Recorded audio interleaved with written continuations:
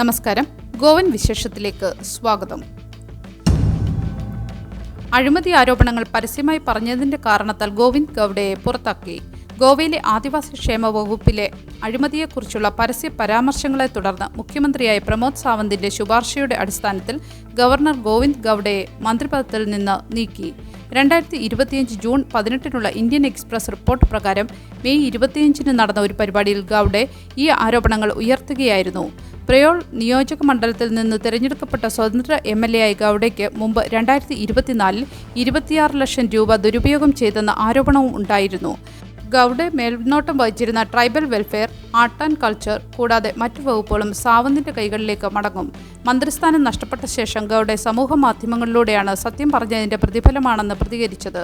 ഗോത്ര വിഭാഗങ്ങൾക്കായി നിലകൊണ്ടതിന്റെ പേരിലാണ് ഇങ്ങനെയൊരു പ്രതിഫലം കിട്ടിയതെന്നും സത്യത്തിനും അധികാരത്തിനുമിടയിൽ തിരഞ്ഞെടുത്തത് സത്യമാണെന്നുമാണ് അദ്ദേഹത്തിന്റെ വാക്കുകൾ.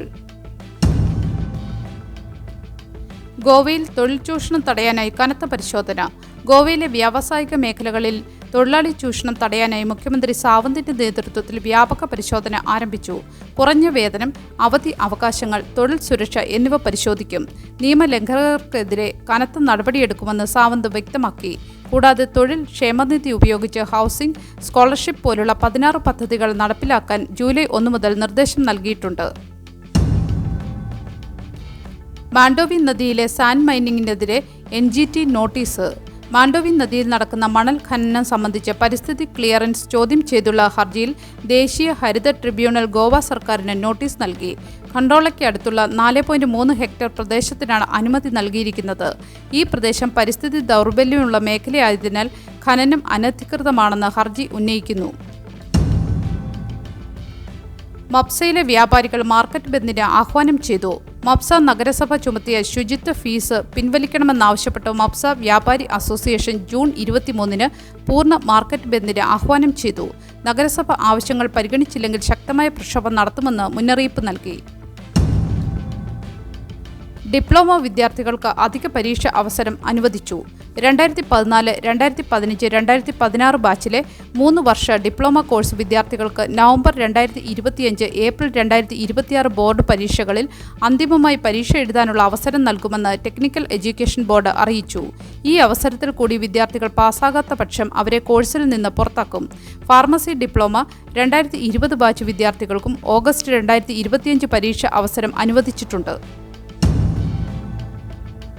100 കോടി രൂപയുടെ നിക്ഷേപ തട്ടിപ്പ് കേസിൽ മൈറൻ റോഡ്രിഗസിന് എതിരായി റെഡ് കോർണർ നോട്ടീസ്. ഗോവ പോലീസിന്റെ അഭ്യർത്ഥനയെ തുടർന്ന് 100 കോടി രൂപയുടെ നിക്ഷേപ തട്ടിപ്പ് കേസിൽ പ്രതിയായ മൈറൻ റോഡ്രിഗസിനും ഭാര്യ ദീപാലിക്കും അതിനു മുൻപത്തെ ഭാര്യ സുനിതയ്ക്കുമെതിരെ ഇന്റർപോൾ റെഡ് കോർണർ നോട്ടീസ് പുറപ്പെടുവിച്ചു. ഇതിനു മുമ്പ് ഇയാൾക്കെതിരെ ബ്ലൂ നോട്ടീസ് പുറത്തിറക്കിയിരുന്നു. മെഹുൽ ചോക്സിയുമായി ബന്ധപ്പെട്ട 13,000 കോടി രൂപയുടെ PNB തട്ടിപ്പ് പോലുള്ള കേസുകൾക്ക് സമാനമാണിതെന്ന് മാധ്യമ റിപ്പോർട്ട് പറയുന്നു. റോഡ്രിഗസ് വിദേശത്തേക്ക് രക്ഷപ്പെട്ടു കാണുമെന്ന സംശയവും പോലീസിനുണ്ട്. ബെൽഗാമിലെ പോഡ്ദർ ബ്രദേഴ്സ് ജുവലറിയുമായി കൂടിച്ചേർന്നാണോ ഈ തട്ടിപ്പ് നടത്തിയതെന്നും പോലീസ് അന്വേഷിക്കുന്നുണ്ട്. 3,000 രൂപ നൽകിയാൽ 1 വർഷം ടോൾ ഫ്രീ യാത്ര. പുതിയ പ്ലാൻ അവതരിപ്പിച്ച് കേന്ദ്ര സർക്കാർ. ദേശീയപാതകളിലെ ടോൾ പിരിവിന് ഫാസ്ടാഗ് അധിഷ്ഠിത വാർഷിക പാസ് സംവിധാനം പ്രഖ്യാപിച്ച് കേന്ദ്ര ഉപരിതല ഗതാഗത വകുപ്പ് മന്ത്രി നിതിൻ ഗഡ്കരി. 3,000 രൂപ അടച്ച് 1 വർഷത്തെ യാത്രയ്ക്ക് ഉപയോഗിക്കാവുന്ന പദ്ധതി 2025 ഓഗസ്റ്റ് 15 മുതൽ പ്രാബല്യത്തിൽ വരുത്തുമെന്നാണ് മന്ത്രി അറിയിച്ചിരിക്കുന്നത്. ദേശീയപാതകളിൽ ചെലവ് കുറഞ്ഞ യാത്രയ്ക്ക് സഹായമാകുന്നതിനായി ഈ വാർഷിക പാസ് സംവിധാനം ഒരുക്കുന്നതെന്നും അദ്ദേഹം അറിയിച്ചു.